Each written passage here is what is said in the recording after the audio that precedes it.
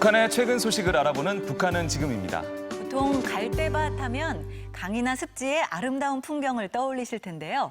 박철영 기자, 북한에는 갈대를 재배하는 대규모 농장이 있다고요? 네, 북한과 중국의 접경 지역인 남록강 하구의 비단섬에는 북한 최대의 갈대밭이 있는데요. 북한은 비행기까지 동원해 비료를 뿌려주면서 갈대 생산에 안간힘을 쓰고 있다고 합니다. 왜 그런지 북한 방송 함께 보시죠. 비행사들은 매일 수십 톤의 비료를 싣고 신도군 상공을 초저공 비행해서 날마다 400여 정도의 면적의 비료를 산포하고 있습니다.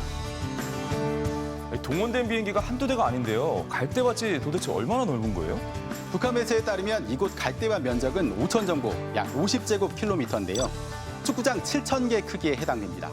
그런데도 한쪽에서는 갈대밭을 계속 늘리는 작업을 하고 있습니다. 농장에서는 도당위원회의 지도 밑에 기계와 비중을 높여 더 많은 갈밭을 찾아내기 위한 투쟁을 힘있게 벌이고 있습니다. 또 조성된 갈대밭의 관리에도 정성을 쏟고 있는데요. 갈밭들의 물을 충분히 대줄 수 있게 배수로 가시기를 진행하고 있습니다.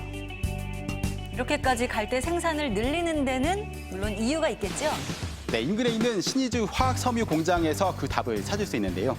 갈대는 섬유와 종이의 원료로 쓰인다고 합니다. 비단섬이 무진장한 가를 기본 원료로 하여 섬유와 종이 등을 생산하는 주체적인 화학공업 기지로 일도선 신의주 화학섬유 공장은 나라의 종이 생산과 인민들의 물질 문화 생활 향상에서 중요한 몫을 담당하고 있는 공장입니다.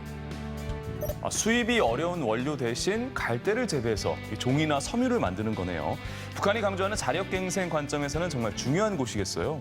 네, 그래서 김정은 위원장도 지난해 직접 이곳을 찾아 갈대 생산을 독려했습니다. 갈 생산을 늘리는 것은 우리나라 화학공업의 자립성을 더욱 강화하기 위한 중요한 사업이라고 하시면서 자신께서 적극 도와주겠으니 갈 대풍을 안아오자고 뜨겁게 말씀하셨습니다. 그러고 보니까 이 비단섬이라는 이름이 붙은 이유도 섬유와 관련이 있겠군요. 네, 울릉도만한 섬으로 북한에서 가장 큰 섬입니다.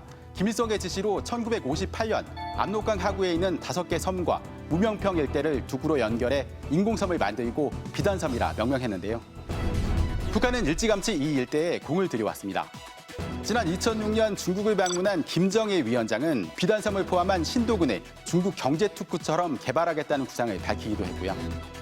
김정은 위원장 집권 후인 2012년에는 인근의 황금평 특구 착공식까지 했고 중국 기업 투자 얘기도 오갔었는데요. 사업을 주도해온 장성택이 처형되고 대북 제재가 지속되면서 투자 유치는 중단된 상황입니다.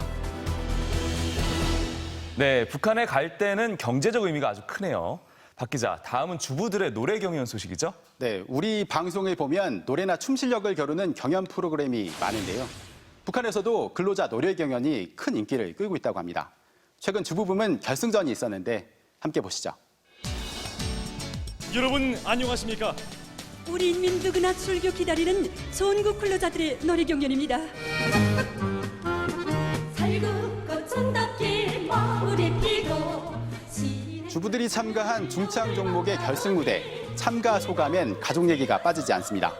우리 아들, 딸들에게 이 어머니의 노래하는 모습을 보여주고 싶은 그 남다른 심정을 안고 이 경연에 참가했습니다. 전국 예선과 준결승을 통과한 팀들인 만큼 실력은 하나같이 쟁쟁한데요.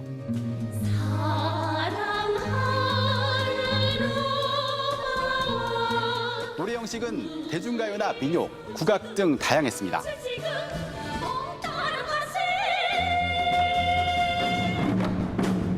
노래 가사 중에는 북한 체제를 선전하는 내용이 많았는데요.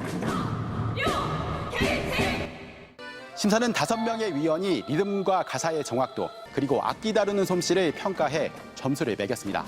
어심 4.99, 종합 4.99로 평가됐습니다. 네, 음악적으로 리듬에 타서 맞추지 못하다 나니까 오늘 좋은 성과를 거두지 못했다고 생각합니다. 심사평을 듣는 참가자들의 표정이 정말 진지해 보이네요. 그러게요. 네. 박 기자, 북한의 노래 경연대회 소식 잘 들었습니다.